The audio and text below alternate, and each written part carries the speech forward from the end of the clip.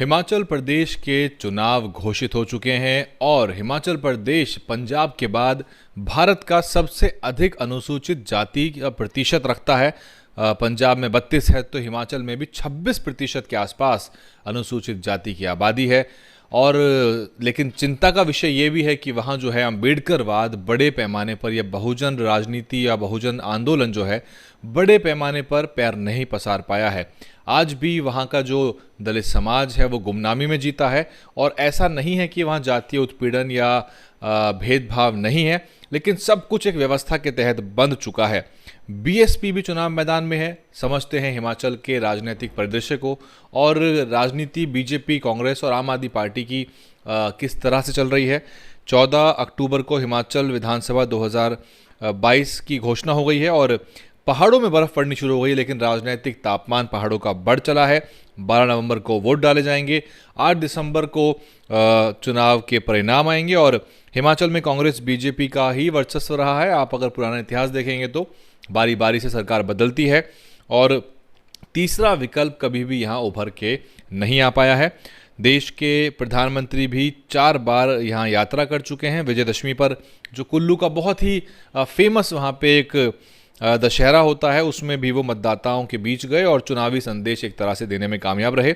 आम आदमी पार्टी के जो मुखिया हैं अरविंद केजरीवाल और पंजाब के मुख्यमंत्री भी अपनी चुनावी रैलियों से मतदाताओं को जोड़ने के लगातार प्रयास कर रहे हैं। चुनाव की घोषणा के दिन कांग्रेस की महासचिव प्रियंका गांधी ने शिमला में एक शानदार रैली की थी और सत्ता परिवर्तन का उन्होंने आह्वान किया है।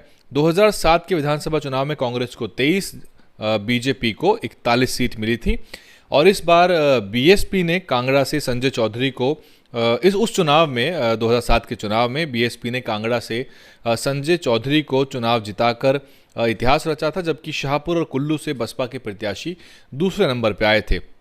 परिणामों के आंकड़ों की बात करें बीएसपी के लिहाज से तो बहुत बड़े आंकड़े तो नहीं हैं बसपा के पास, लेकिन वहां बीएसपी चुनाव लड़ती है और एक सीट पर उनको अभी तक विजय मिली है। 2012 के जब चुनाव हुए तो कांग्रेस को 36 और बीजेपी को 27 सीट मिली और वहां बाजी पलट गई। 2017 के विधानसभा चुनाव में बीजेपी को 44, कांग्रेस को 23 और सीपीआईएम को 1, जबकि 2 इंडिपेंडेंट भी वहां जीते।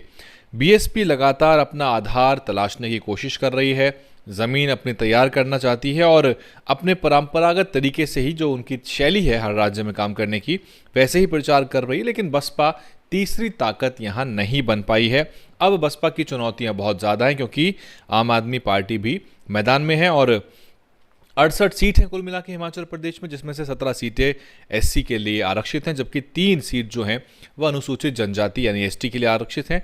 लगभग 25-26% की आबादी यहाँ अनुसूचित जाति की है और शेड्यूल ट्राइब की बात करें तो 5% यहाँ पर एसटीज़ हैं और 5% यहाँ माइनॉरिटी भी हैं। हिमाचल में राजपूत मतदाताओं का एक बाहुल्यता है और दबदबा भी रहता है। उनकी आबादी करीब 33% है और ब्राह्मण भी हिमाचल में 18%। तो आप समझ सकते हैं जो ये जातीय समीकरण है इसमें दलित राजनीति जो है वो उभर के सामने नहीं आ पाई है। और 3 साल की अवधि में जितने विधानसभा और लोकसभा के चुनाव हुए हैं इन सभी चुनाव में बीजेपी को हार और कांग्रेस को जीत मिली है। लेकिन विधानसभा चुनाव में चुनावी प्रबंधन का भी खास महत्व होता है, चुनावी रैलियों का भी अपनी एक उपयोगिता है और इसमें आम आदमी पार्टी बिल्कुल पीछे नहीं रहना चाहेगी। और राष्ट्रीय अध्यक्ष भाजपा के जेपी नड्डा का गृह राज्य भी है ये और बीजेपी के लिए भी प्रतिष्ठा का प्रश्न है। लेकिन आम आदमी पार्टी ये नज़र आ रहा है कि गुजरात पे बड़ा दाव खेल रही है। अब इस समय उनका ध्यान गुजरात पे ज़्यादा है। हिमाचल के चुनाव तो घोषित भी हो चुके हैं, तारीख भी हो गई है, लेकिन बावजूद उसके आपको अरविंद केजरीवाल और भगवंत मान जो हैं वो गुजरात में नज़र आ रहे हैं, ना कि अभी हिमाचल में। हिमाचल में भी जो प्रचार है आम आदमी पार्टी का तेज़ी पकड़ेगा।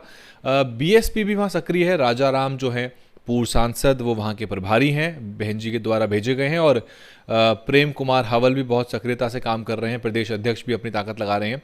कई सीटों के प्रत्याशी भी फाइनल करते जा रहे हैं। उन्होंने एक यात्रा भी निकाली थी। अगर हम बात करें पिछली गर्मियों में तो ये यात्रा पूरे हिमाचल प्रदेश में निकालने का प्रयास कर रहे थे, लेकिन जो कम संसाधन वाली पार्टियां हैं उनके लिए हिमाचल हमेशा चुनौतीपूर्ण रहेगा क्योंकि दुर्गम पहाड़ियों का इलाका है, गांव-गांव जाना आसान नहीं है और जो परंपरागत पैटर्न है वोटिंग का उसको तोड़ पाने में बहुत ज़्यादा ताकत लगेगी।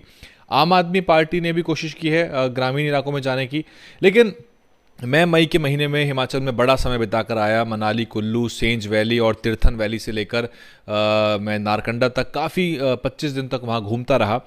अब पूरे इलाके में मुझे अम्बेडकरवाद की झलक नज़र नहीं आई। और जो कमर्शियल इलाके हैं, मनाली के आसपास के पर्यटक इलाके हैं, वहाँ मुझे कहीं पे भी अम्बेडकरवाद की झलक नज़र नहीं आई। जैसा कि उत्तर प्रदेश में जब घूमते हैं तो हमको बाबा साहब के पुस्तकालय, बाबा साहब के स्टैचू, चित्र या जो नारे होते हैं, किसी न किसी प्रतीक में हमें बहुजन सामाजिक चेतना का जो प्रतीक है वो नज़र आ जाते हैं, महापुरुष नज़र आ जाते हैं। तो ये सब चीज़ों से हिमाचल प्रदेश बहुत दूर है, अछूता है।